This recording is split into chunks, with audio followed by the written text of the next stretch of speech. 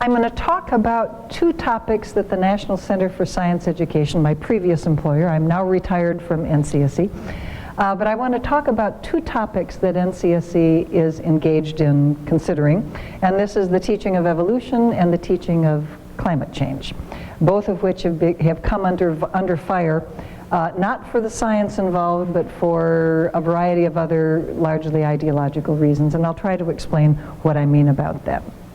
But first of all, what do these organizations and these organizations have in common?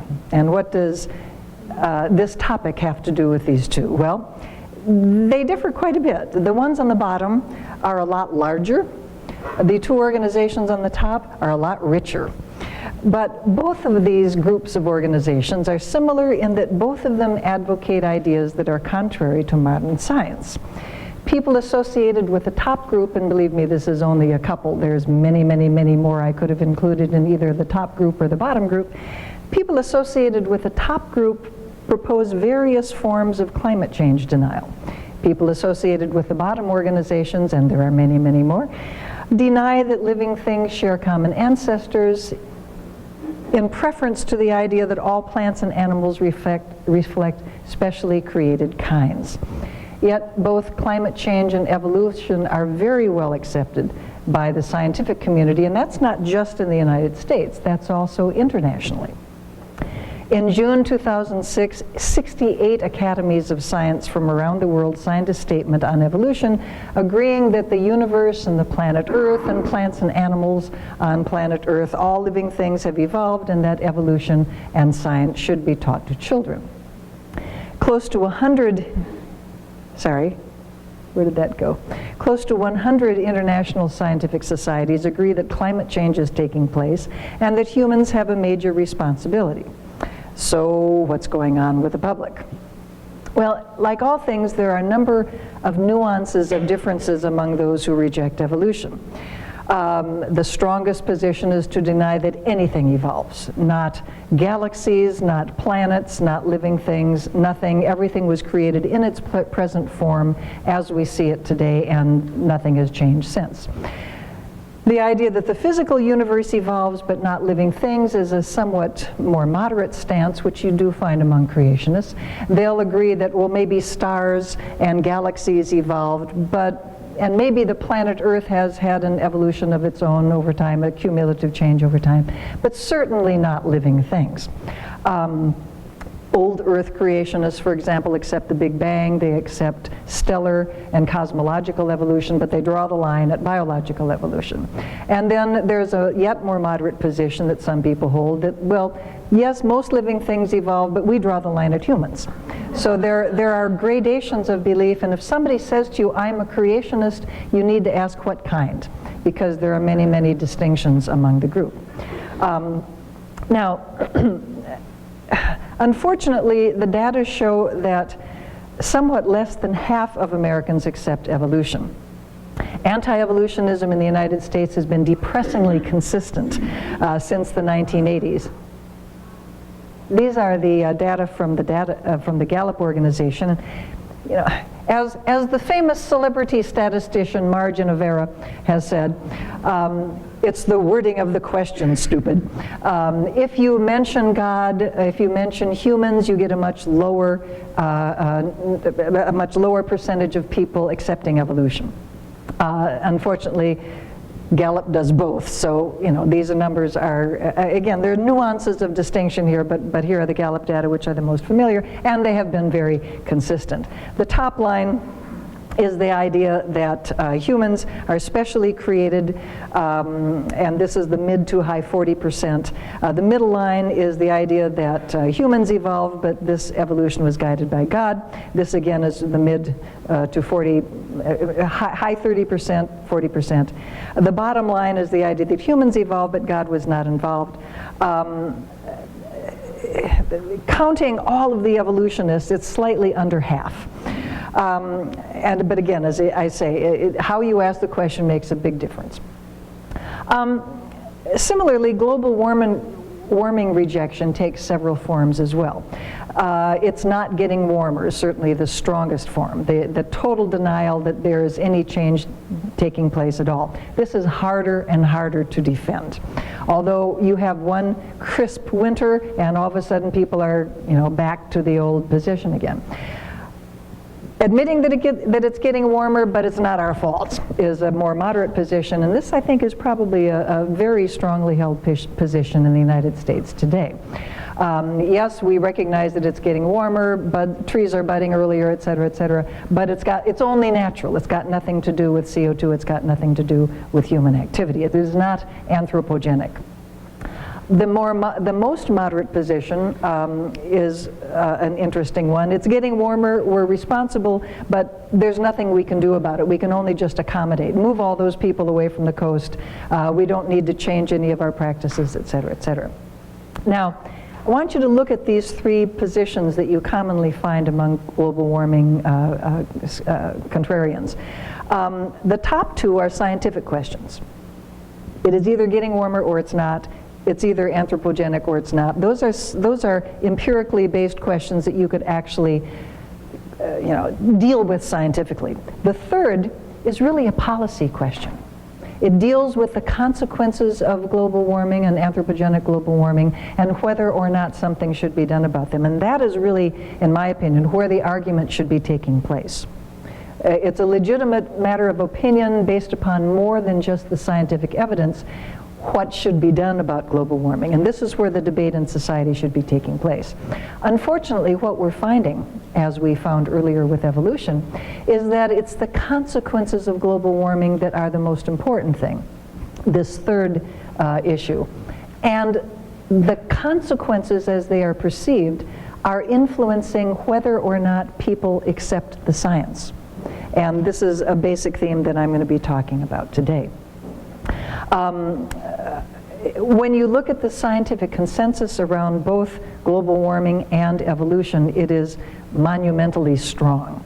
I like citing the Pew Foundation data from 2009, even though it was a few years ago, because it was one of the few studies that were done on scientists. These were members of the American Association for the Advancement of Science.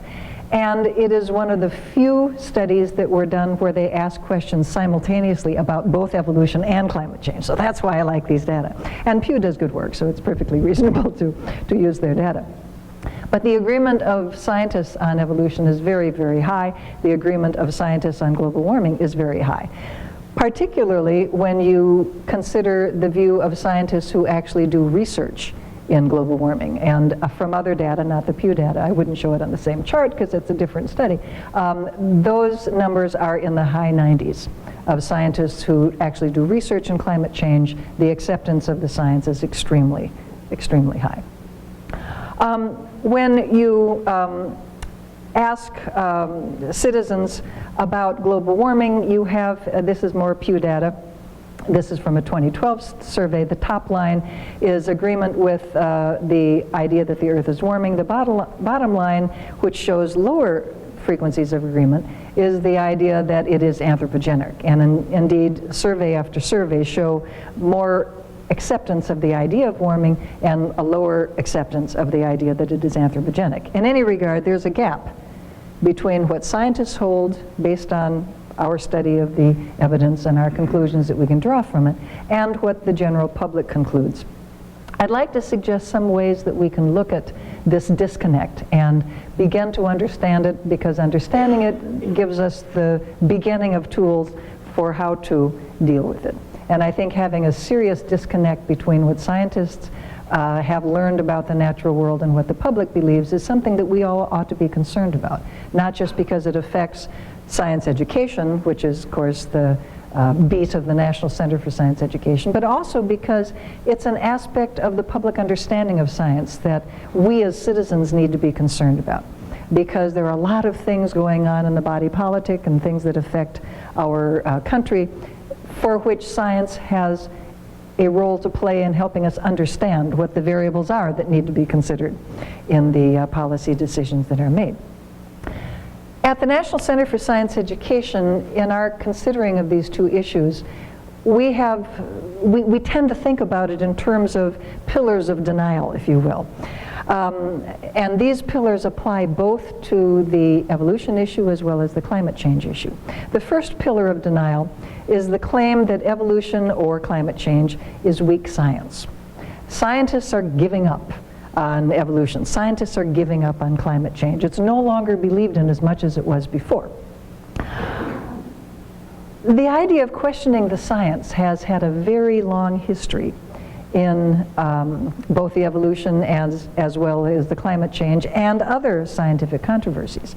In the book by Oreskes and Conway, Merchants of Doubt, which I would strongly recommend if you've never encountered it before, they point out that questioning the science is fundamental to denialism. They start with the tobacco controversy. That for a very long time, even after the consensus among medical researchers was very, very strong that tobacco is bad for you, that nicotine is addictive, that it causes lung cancer and heart disease, and smoking is a really negative thing for your health. The tobacco manufacturers, the cigarette manufacturers, were positioning their arguments that, well, you have your scientists who say this, we have our scientists who say that. The science is, it's too early to make a decision. We have to, the jury is still out. And of course this benefited them because that, using those arguments, they were able to avoid for quite a long time suggestions that packages of cigarettes be labeled, for example. Some of us are my age and better, or worse as the case may be. And we remember when cigarette packages didn't have labeling. We remembered when commercials could be directly aimed at children.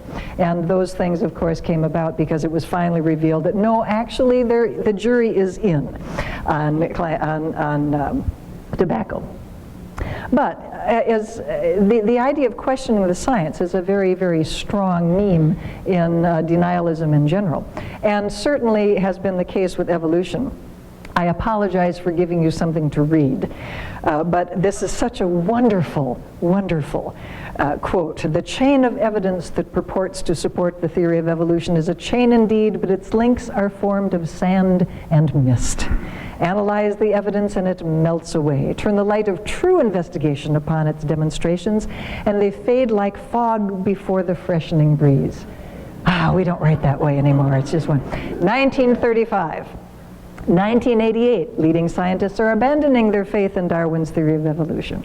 2005, there's no question that Darwin's theory is creaking and tottering and will implode soon. And I could show you examples from 2013, say 2014, saying the same thing.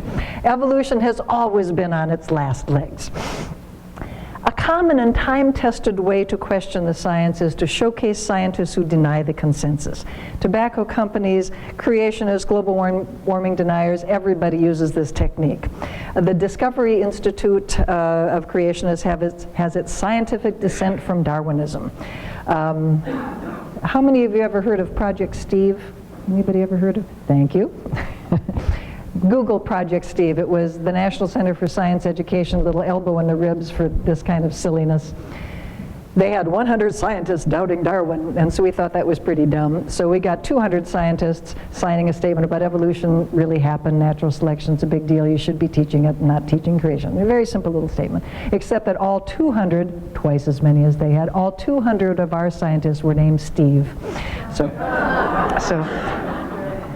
now the scientists doubting Darwin are all the way up to, I think they're up to around 800, and we just, actually we inaugurated the Kilo Steve a couple of years ago. Though I want you to know that, because this is an Arboretum, right? The 1000th Steve was inaugurated on the Project Steve, and it was the distinguished director of the Tulane Museum, the Tulane Botanical Garden, Steve Darwin. I mean, you kind of have to have a sense of humor about this, okay? So check out Project Steve. You can buy the T-shirt. Project Steve, I think we're up to 1,200 Steve. It's just This is the gift that keeps going. It just goes on. So anyway, having lists of scientists who doubt the science is a time-honored practice, and it's really dumb because, of course, that's not how we do science. I don't care how many Steves we have. If evolution didn't help us understand nature, we'd abandon it. We'd go to another explanation. But it happens to work really, really well, and so for the time being, we'll accept it. Living things have common ancestors, and that seems to be a good way to deal with a lot of aspects of diversity and everything else. Similarly, the Oregon Institute of Science and Medicine, which is run by a guy named Arthur Robinson and his son, it's not a very big institute, has an impressive sounding 30,000 scientists doubting global warming. The devil is in the details here. If you look at the Oregon Institute list of scientists, all you need is a bachelor's degree or better. Well, you know, 30,000 people with bachelor's degrees or better, that's kind of a small number when you think about it. In fact, calculating from, say, people who graduated from the 1970s, within living memory of some, graduating from the 1970s on up, which, I mean, I got my bachelor's degree in the 60s, so, you know, that's even rounding up. But then I'm old, so there you go. That would be 0.3% of the potential bachelor's degrees in science signed this petition. So 30,000 scientists sounds fabulous, but it's really not that big a number. And that, of course, is the point to remember. In all of these lists of scientists doubting X, whatever it is, vaccination, pick your, you know, scientific confusion of the day, it's always a tiny, tiny percentage of scientists. And the percentage of scientists on the other side is always massively larger. Lawyers have a somewhat cynical statement about expert witnesses, which may work fine in terms of cynical lawyers, but it's not terribly accurate when it comes to science. It is not the case that it's Richard Dawkins versus Michael Behe, the intelligent design proponent. It's not the case that you have one science, you know, equal numbers of scientists on the other side. Au contraire, when you look at the number of scientists that are over there on the evolution side and the number of scientists who are over there on the creationism side, it is a tiny, tiny percentage of the whole. And similarly, it is not the case with global warming either. Climate science, it is not a matter of Michael Mann versus Richard Lindzen. Au contraire, when you look at the number of scientists over there accepting the consensus that the planet is getting warmer and it's largely anthropogenic, the numbers simply cannot support the idea that for every PhD there is an equal and opposite PhD. There are many other ways that the science can be attacked, that deniers of science attack the validity of the science. Attacking the integrity of scientists themselves is a time-honored practice. And perhaps the best example of this is from the climate science realm, is the fuss over the University of East Anglia emails ClimateGate. Y'all heard of ClimateGate? Anybody heard of ClimateGate? Yeah, 2009 and following, it was quite the cause célèbre. Now, this was a bunch of leaked emails, a huge, huge number of leaked emails. Does anybody here use email? Why? An amazing number of people use emails. Have you ever said anything in email that you thought, I really don't want to see that on the front page of the New York Times? Raise your hand, come on, be honest. Okay. These were scientists talking to each other, not thinking for a moment that line by line these emails would be scrutinized, taken out of context, and a great deal of hay be made of them, so to speak. I do want to point out that a half a dozen investigative agencies, including those in Great Britain as well as the United States, have conducted extraordinarily, exhaustingly thorough examinations of the emails, the context of the emails, the behavior of the scientists, and have found no fraudulent acts or even violations of ethics. Nothing illegal or unethical took place. Perhaps the most serious accusation was directed against the University of East Anglia climate scientist Phil Jones, who was accused of a very, very serious scientific misdemeanor, felony. And that is of faking data and hiding data and deliberately misleading his colleagues and the public. An example is a phrase uttered at one point by UC Berkeley physicist Rich Muller. A quote came out of the emails, those leaked emails that said, "Let's use Mike's trick to hide the decline." That's the words, "Let's use Mike's trick to hide the decline." Now others, not Rich, have contended that because the work of Jones et al. Is included in the IPCC, the International Panel on Climate Change, the IPCC itself is called into question because of the nefariousness of Jones, that we have to toss out the entire IPCC there, so therefore climate change is not taking place, etc. Now, actually, there's a very good explanation for this wording. And actually, what Rich Muller quoted is not the original quote. Here is the original quote. "I've just completed Mike's nature trick of adding in the real temps to each series for the last 20 years. And, can't spell, from 1961 for Keith's to hide the decline." So Mike's nature trick is separate from hide the decline. It's not all in one sentence, so to speak, as Rich Muller was presenting it, and as the climate science deniers often present it. Let's unpack this. It wasn't about the IPCC. It wasn't even about climate change per se. The quote was about Jones's preparation of the cover for a non-academic magazine being prepared for the general public, the World Meteorological Organization. Now, if any of you have ever been involved in graphics, published in professional journals or whatever, you notice that it's not uncommon that you simplify for materials that go to the general public. This is what museums are all about. Informal science does this all the time. Necessary simplification. Now, there are thermometer data only from 1850 to the present. The rest of the data presented in this 1,000-year sequence here are proxy data. They're based on tree rings or corals or lake sediments. They're indirect measurements. What is Mike's nature trick? Mike's nature trick was used by Mike Mann in his 1999 Nature article on Northern Hemisphere temperatures. He used estimated proxy data for periods where there are no direct measurements, obviously, but from the 1800s on, when there are actual thermometer temperatures, he overlaid the proxy data. See the red there? He overlaid the proxy data on, he overlaid the actual thermometer measurements upon the proxy data.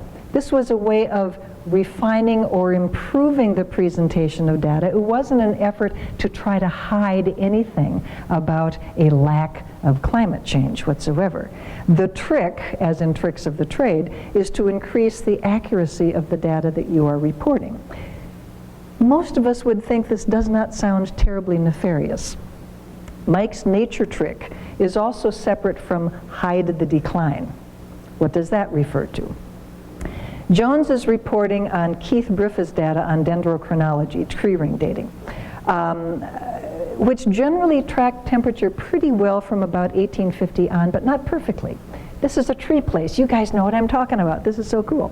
For some northern boreal forests, not all northern boreal forests, some northern boreal forests in North America, there's an anomalous difference in the measured temperature and the temperature estimated from tree ring data from about 1960 on. See where the arrow is pointing. Jones, for the purpose of this General Reader magazine cover, was correcting the anomalous proxy data by substituting in real temperature data. Mike's nature trick. In the actual IPCC reports, by the way, all of this is spelled out in full, unlike for a General Reader publication. And in any event, the decline is not a temperature decline, but a decline in the quality of the data. You might wonder whether this warrants an investigation by the Attorney General of the state of Virginia, which is what Mike Mann has had to put up with for several years. So, challenging the science takes many forms, including attacking the integrity of the scientists themselves. Cherry-picking data is a classic approach for attacking the science, and this is one of my favorite from the creationists. This is a cartoon produced by Jack Chick. It's called Primal Man, and this is a still from one of it. I love creationist comic books. They are the only comic books you will ever see that have footnotes to scientific articles, and it is just great when you see it. Okay, lava rocks were checked in Hawaii by the potassium argon method. It was said they were 3 billion years old. Well, then that's when the volcano erupted. No, they observed it erupt in 1801, which shows that potassium argon dating is false. Therefore, the Earth is not old. Therefore, evolution didn't take place. Therefore, evolution is a big fraud, and creationism happened instead. Okay, that's the reasoning that we got to be following here. And, you know, that is a real article, 1968, hot off the press. But if you actually go back to the Funkhauser and Naughton article, they're talking about a very interesting refinement of the technique of potassium argon dating. They're pointing out that when lava comes up from below the surface, it sometimes has these big lumpy olivine inclusions that are from very, very deep in the mantle and are not actually part of the lava. So be sure that you don't grind these guys up when you're doing your potassium argon dating, because you're going to get an anomalous result. You're dating something that's much, much older than the actual lava that you're trying to date. It's an improvement in the technique. No, it just goes to show that KAR dating is no good at all. So, cherry-picking data is a wonderful, wonderful technique. One of my favorite cherry-picking of data from climate change is this one from Joseph Bast, who is the president of the Heartland Institute, which is not a fan of global warming. He states that national snow and ice data center records show conclusively that in April 2009, Arctic sea ice extent had indeed returned to and surpassed 1989 levels. Well, this is a big deal, because one of the big concerns that climate scientists have is the fact that the Arctic seems to be melting at an unusually fast rate. The Northwest Passage is actually open for the first time since before sailing ships. So, measuring the amount of sea ice cover in the Arctic is a really big deal. So what is this? If clearly in 2009, there is more ice there, then what are these climate change alarmists talking about? Well, let's take a look at the data. The x-axis, January, February, March, April, etc. This shows the amount of sea ice in each of the months in 2009 and 89. Well, gosh, it certainly looks to me like 2009 has less ice than 89. How can it be that, that Mr. Bast says that in 2009 there's less ice? Oh, wait, if you just pick the 1 month where these lines cross, indeed, it is true. It was an honest statement. In April 2009, there was more ice in 2009 than in 1989. I don't think from that you would conclude that therefore we don't have to worry about the Arctic. And in fact, this is the most recent data I could find, December 2013. The trend over time has been very consistently a loss of ice. It's looking a little bit better in 2011 and, in 2012 and 2013, but if you look at the whole 30-year trend, it is clearly something that climate scientists are justifiably concerned about. Another wonderful example of cherry picking has to do with a very common claim by anti-global warming ists, if you will, is that 1998 was the hottest year. It has not been, it's been cooling for 10 years. And indeed, if you draw a line from 1998 to 2008, indeed it has gotten cooler. But why did you pick 1998? If you picked 1997, it's gotten a little bit warmer. Or if you picked 1999, it's gotten warmer still. And of course, 2005 was the warmest year around. But on the other hand, you don't actually have to quit with just one decade between 1998 and 2008. If you add in 2009 and 2010, you get an increase in temperature. And it sort of all depends on where you draw your lines over a short period of time as to whether it is getting warmer or colder. On the other hand, 10 or even a 15-year time period isn't very good. If you look at 1998 to 2012, gee, it looks like there's a plateau. And if you are paying any attention to global warming deniers, you find a lot of press out there these days talking about, oh, there's a plateau in global warming, a plateau in global warming. Well, it just depends on what dates you pick. You can find lots of plateaus if you exercise the right 2 points there, if you draw your line between the proper 2 points. But if you look at it from a long-term standpoint, if you look at it from a 30-year standpoint, it is clear that land surface temperatures have increased considerably. Take a look also at the ocean temperature increase, which is even more substantial than the land surface. Wonderful difference between climate and weather that people really don't understand. There's a wonderful little Swedish video that I'm going to play for you, which I think illustrates this very, very nicely. So forget the you're looking at the dog and you should be concentrating on the owner. As you can see, the dog is all over, leaving it up. One way I think it will be 10 seconds coming around that one. But at this moment, the dog is sort of going downward. So why do you think it will find itself up there? It's because you know the owner. The owner is trying and seeing the where they both will be a while and it takes longer than on the top part. You could change direction, and lots don't know why they try. But everything we do know in case is heading in that direction. The owner is long-term and the dog, the variation of other or the owner is defining the dog is the weather. Isn't that nice? I love that. That is so great. Weather is not climate. The fact that a couple of years ago people in Washington, D.C. had thigh-high snow doesn't mean that the planet is not getting warmer. Let's go to the second pillar of denial, which is the ideological pillar. And this one is worth spending a little time on because it's truly ideology, not science, that motivates people to deny either evolution or climate. Now, let me say a couple of words about political conservatism and religious conservatism, because people often confuse these. Religious conservatives hold certain religious views. They hold the inerrancy of the Bible, personal relationship with Jesus. They call themselves, or they are called evangelicals, fundamentalists, charismatics.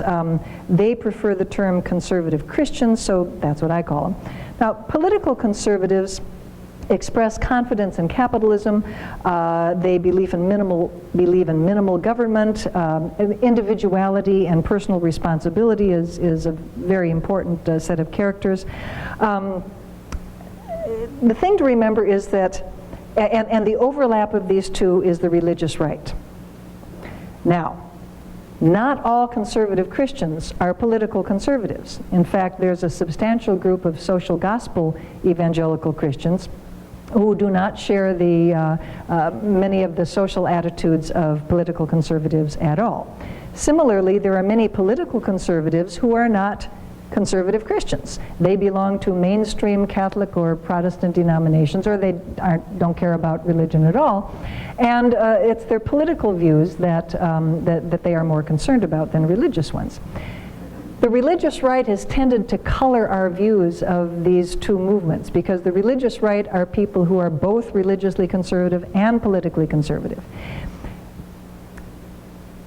If we look at anti-evolutionism and overlay this on the two groups, anti-evolutionists are reliably conservative Christian.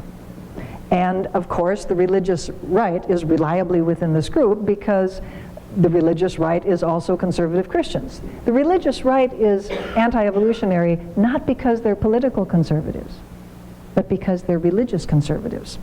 And there's a big difference. Not all political conservatives are anti-evolutionaries. We have many Republicans who are members of the National Center for Science Education who support our effort to keep evolution in the public schools. When a political conservative is anti-evolutionary, most likely it's because they are also a religious conservative. It's that overlap of the religious right. Now, if we take climate change contrarians, it's a similar kind of thing. The main engine is political conservatism. The religious right, again, is reliably anti-global warming, but not because of their religious views, because they are politically conservative. Knowing somebody is a political conservative is a better predictor of whether that person is anti-global warming than knowing the person is a religious conservative. In fact, there are plenty of green Christians who are tree-hugging as all of you, shall we say.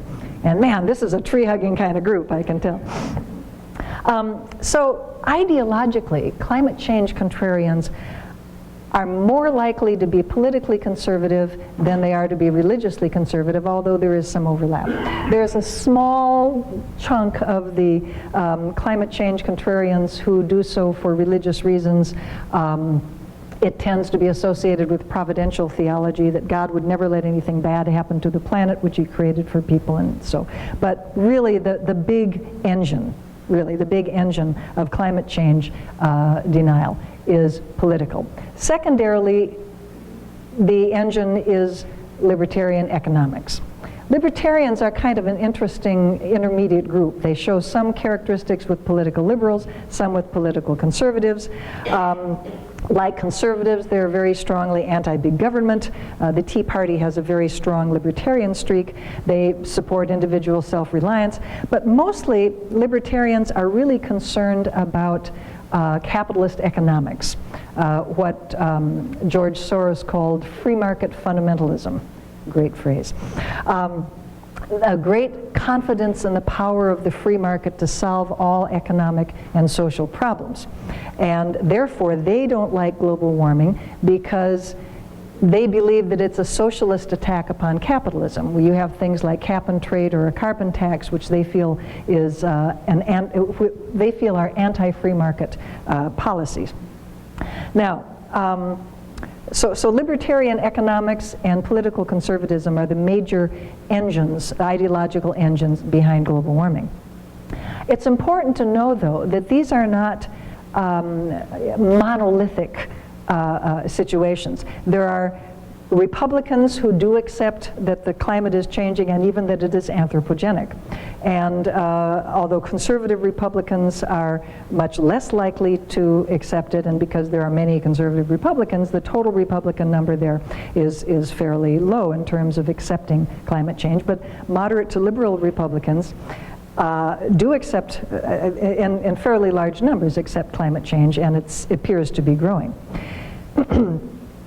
Past Republican EPA administrators took out an ad in the New York Times last August in support of human-caused global warming. And in fact, Republicans have had historically a very strong environmental component to them, and perhaps if that is regained in some of the changes taking place in the Republican Party, that they will evolve to a more reasonable position on climate change. So, the third pillar of denial is a cultural pillar. The claim that out of a sense of fairness or balance and to avoid dogma, both sides must be heard. We have to teach evolution and creationism. We have to teach climate change and the evidence against climate change. This is particularly the case in an educational setting. And also the idea that teaching both sides is a good critical thinking exercise for students. And so they should be learning these alternate views. The cultural pillar is in some respects the most difficult one of the three pillars because it is so firmly ingrained in American society. We like fairness, we like free speech, we like letting all voices be heard. The First Amendment has the free speech clause as only second to the freedom of religion clause. It's a good thing. I'm all for it. If there's one thing I'm a fundamentalist about, it's free speech, by golly. But that's not really what we're talking about when we're talking about what do we teach kids in science class. We're not really talking about free speech in that sense. We're not talking about this cultural pillar in that sense. What we're really talking about is opinion when we're talking about the fairness pillar. And I want to have all opinions be heard, and then we'll weigh the opinions and decide what to do. But it's not a matter of opinion whether the sun goes around the earth or the earth goes around the sun. It is not a matter of opinion whether the planet is getting warmer or not. That is something that we can test empirically. It's not a matter of opinion whether CO2 is a warming gas. That is not a matter of opinion. But unfortunately, the cultural pillar is used in these contexts of science education to try to bring in denialist arguments under a very, very strong and very valuable but misapplied American cultural position. You have to be very careful about dichotomous thinking. In the case of evolution, the dichotomy is presented that you have to choose between faith or science. You have to choose between creation or evolution. For conservative Christians, the reasoning goes that if evolution is true, I have to give up my faith. If evolution is true, that means the Bible is false, that means there's no God, that means there's no salvation, I will not be reunited with my loved ones. If evolution is true, I lose big. You can understand why that would be a very important thing for a conservative Christian. If evolution is true, people will behave badly because God is needed in order to keep us behaving well to one another. Not all of us agree with that. We have to get people away from the idea that there is this dichotomous relationship between science and religion, between evolution and creationism, because that is just empirically wrong. There is not a dichotomy between creation and evolution, there's a continuum. And the continuum between creation and evolution has many, many intermediate positions. One does not have to choose between being a special creationist that God created everything all at one time in its present form 10,000 years ago to be a good Christian. This is not what they teach in Catholic schools. This is not what mainstream Protestant theology is about. It is a position within Christian theology, but it is not the only one, and people don't actually know that. The same kind of dichotomous thinking, unfortunately, occurs in the climate change realm between those who believe that you cannot be a good political conservative and accept global warming. You cannot be a good Republican and accept climate change. And that is simply empirically false. But the idea is out there that if, again, it's the consequences of these ideas rather than the science that counts. If global warming is true, then we're going to have to take steps which will increase the power of big government, it will impinge on our individual liberties, it will put us in jeopardy in terms of our security, etc. This is the reasoning that is followed by many political conservatives who reject global warming. Therefore, if climate change is occurring, I lose big. So the ideological motivation to deny global warming is very, very strong, just like the ideological motivation to deny evolution is very strong. If these things are true, then we lose big, but for different ideological reasons. If climate change is true, we're in danger of the establishment of socialism. We'd have to restrict carbon-producing industry and free enterprise. We'll lose our personal freedoms. Some of us might disagree with this. But similarly, there is a policy continuum between intervention and laissez-faire when it comes to climate change, and there are many intermediate positions, and these are the positions we should be arguing about rather than arguing about the science. Let the scientists argue among themselves in terms of determining the consensus view. Let us not try to decide these in a 7th grade science class. Ultimately, Daniel Patrick Moynihan was right. Everyone is entitled to his own opinion, but not his own facts. People's opinions are different from facts. Ideas like evolution and climate change that are accepted by the scientific community are accepted not because somebody woke up and said, I think it's this way. They're accepted because they have been rigorously tested and they actually help us understand nature. That's what science is all about, helping us explain nature. After a while, after a lot of contention among scientists, a consensus forms around an idea. CO2 is a warming gas. 1859, who would have known? You'd think that that was a brand new idea, the way it's being treated these days. These are not opinions. The consensus view of science is not just a bunch of liberals or atheists trying to come up with ideas to sway the public.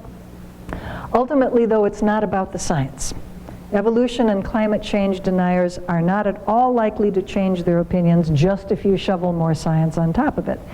The science is necessary but not sufficient. We have the science, that's good. We need to help the public understand the science. But there is sufficient research to suggest that people will very happily reject factual information if it disagrees with their preconceptions, and particularly if it disagrees with the ideological positions that they hold. Science matters, but it is not in itself sufficient. The science is not going to be listened to if people have their fingers jammed in their ears. And what keeps the fingers jammed in the ears is the belief that something very important is going to be lost if the other guy is right. With evolution, you have to lose your faith. Not necessarily. For global warming contrarians, global warming alarmists will weaken the economy, harm national security, and require compromises in individual liberty. You're telling me what kind of light bulb to buy.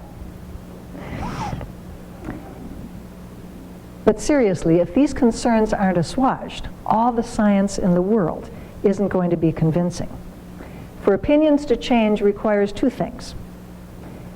The consequences of changing an opinion can't be too great, and the bearer of the opposing view has to be somebody trusted by the recipient.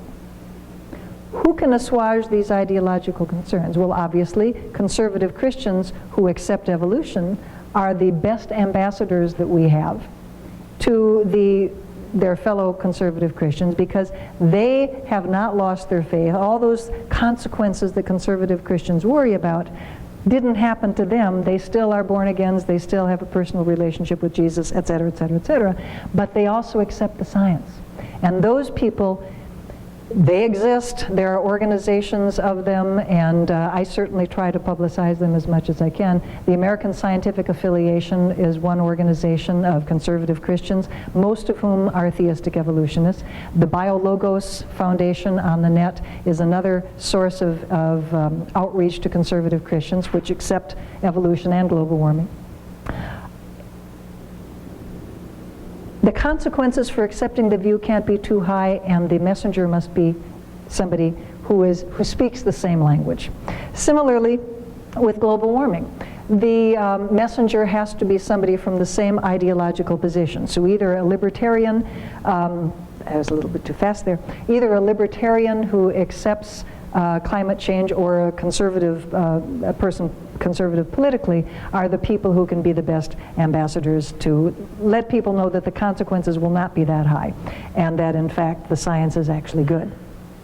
A while back I was giving a talk in Minnesota at the Will Steger Institute, wonderful people up there, and I stayed with some of my relatives, and one of my relatives said, well, you know, I said I was going to be talking about global warming. She said, well, I really think that if global warming is a hoax, we really ought to teach students that in the schools. I disagreed. The problem there is you don't determine the curriculum based on popularity. Popular ideas can be wrong. Unpopular ideas can be right.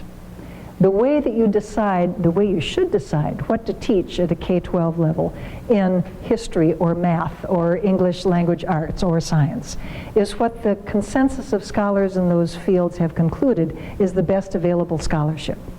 That is what should be guiding the public school curriculum, not politics.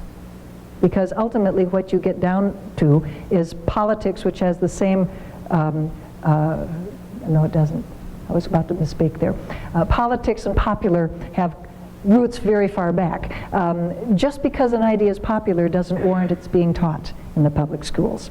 For years, history books removed the coverage of evolution, of religion, because the Catholics didn't like it when they talked about the Inquisition. The Protestants didn't like it when they talked about the witch trials. So, the textbook publishers just said, the hell with it, I'm going to just leave all the religion out. And that was to the detriment of the curriculum, because kids do need to learn about religion.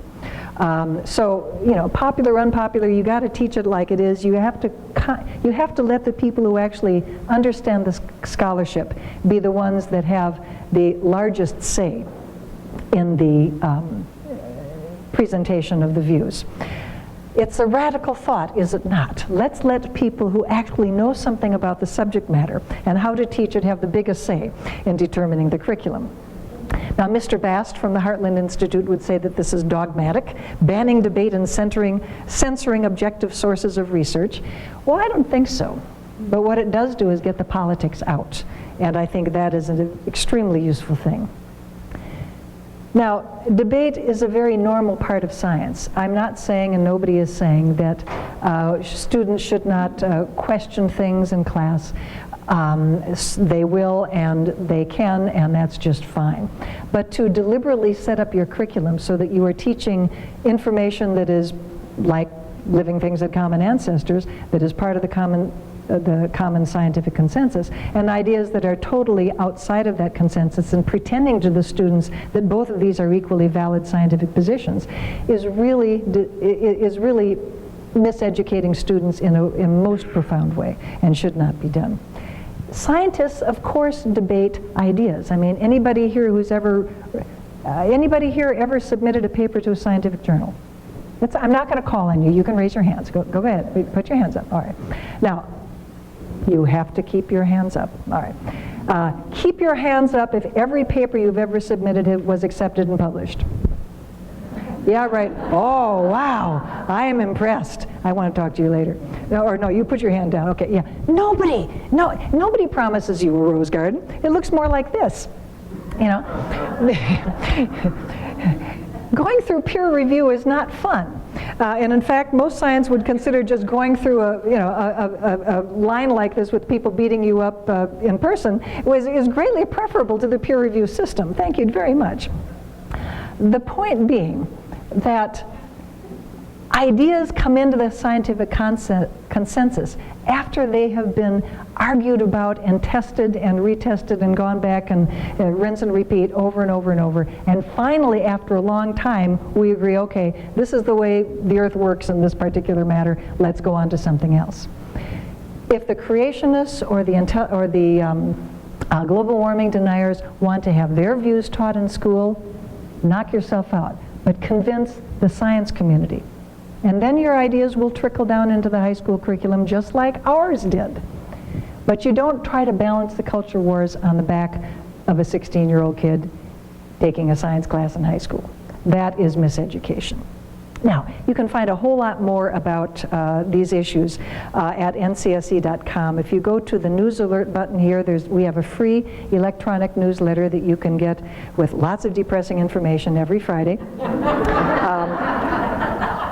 I would encourage you to check out our new blog, which has just wonderful essays by my colleagues. If you go to the news button here, you'll be taken to this page where you can search by state or by year. Any of you who have children or grandchildren who are writing term papers will find lots of fun stuff on this page to work with. And we are a membership organization, so clearly we would appreciate you considering joining us. We have a climate change page as well, and I'm sorry, this is the wrong page. The climate change page, there you go. And please do consider checking that page as well. We have a YouTube station, YouTube channel, as well as a Facebook page. Yes, honk if you understand punctuated equilibria. The world's best biological bumper sticker, and it's ours. Stephen Jay Gould loved it, as you can tell. And my colleagues at my former colleagues at NCSE, Glenn Branch is the Deputy Director, Robert Lunn is Communication, Peter Hess is our Religious Community Outreach Director, the Flare-Ups Wranglers, Josh Rosenow and Steve Newton, Education Director Eric Mickel, and our two new climate change specialists, Mark McCaffrey and Minder Berbeko, and our brand new Executive Director, Ann Reed. So please check out ncse.com. You'll find lots more information on these two fascinating topics. And thanks so much for inviting me to your beautiful Arboretum. I've really enjoyed myself, and I can't wait to see more. Thanks. Yes. Have you taken a poll as to how many scientists percentage would say they believe in God? I haven't, but there are surveys, there's survey research on scientists on their religious beliefs. Very good work is done by Elaine Eklund, E-K-L-U-N-D, out of Rice University. She's got a center where she's studying science and religion. And her surveys, I mean, there's a variety of surveys. Her surveys are on elite institutions, the Harvards, the Chicagos, the Stanfords, the Berkeleys. Elite institutions, approximately 1/3 of scientists believe in God or a higher power. So it's lower than the general population, but by no means is it zero. And much higher frequencies of belief are found in four-year colleges and especially in community colleges. And just the reason for asking that, you have a religious director, that just jumps out at Yeah. obviously for practical reasons to move forward, as you were pointing out. That, Well, yeah, I mean. the group that is the pivotal group in part are the conservative Christians that do believe in evolution. And the mainstream Christians whose theology is perfectly accepting of evolution, but mainstream preachers and priests tend not to deal with science issues, which is too bad, because I think that would, more of a religion and science dialogue would be very helpful. There are a lot of people out there who think that somehow religion is something that, the science is somehow anti-religious, and, it's no more anti-religious than it is anti-accounting. I mean, it's just, But, so one of Peter Hess's jobs is to try to work also with the mainstream clergy to try to get them to bring science and religion issues out. When I was at the University of Kentucky, we had a controversy at the local level about the teaching of evolution. And I knew nothing about this topic. This was 1980, a long time ago. And I was very delighted that the scientists up on campus were going over our dead bodies. So was the mainstream clergy. They did not want to have creation science, as they called it, taught Monday through Friday, and then have to straighten the kids out on the weekend. So the Catholics and the mainstream Protestants lined up with the scientists and the teachers to oppose the institution of creation science in the public schools. But one of my friends, got a lot of friends that way, at Second Presbyterian Church, I think it was, he was appalled because some of his congregants were coming up to him and saying, well, why are, Mr. Reverend Brown, why are we over here on the science side? Aren't we creationists? And he had to kind of sit him down and explain Presbyterian theology on creation.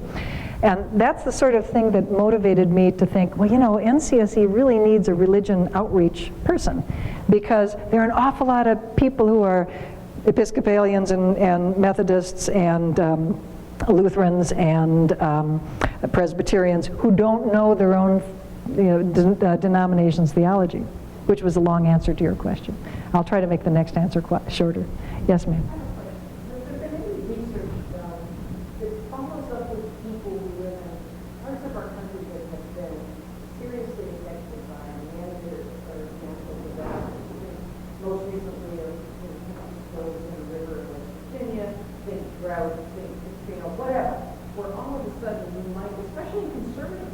Where maybe people are having some second thoughts about their own ideologies. Anyone ever followed up and like before and after how that experiencing something they have changed their thinking? Yeah, it's an interesting idea. It would require some real participant observation, as we say in anthropology, because those are the kinds of feelings you have to tease out over a period of time. What we do have are some polls that have been done sequentially, like Pew does polls like every 6 months or something like that. And what we see is that the acceptance of global warming fluctuates, but tends to be more accepting if there's a lot of heat and a lot of drought. But see, that's again, remember the guy and the dog. That's confusing climate and weather. And in a way, we kind of don't really want people to do that, because next cold slap we have, I guess it's all over, right? So ideology is very hard to root out. And people's ideologies will very definitely color their perception, and what we see over and over, color their acceptance of the science. And that is the issue that the National Center for Science Education is concerned about. How can we get the science understood because it's valuable, it's important, both for education as well as society. And in order to do that, we've got to deal with these underlying ideologies. Mm-hmm.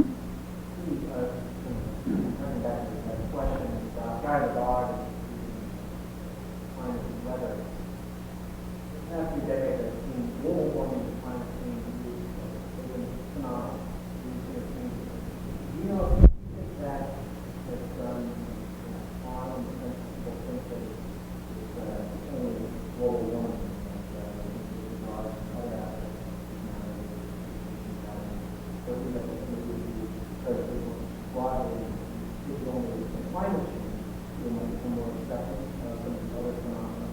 Yeah, I generally use the phrase climate change because it is so much bigger.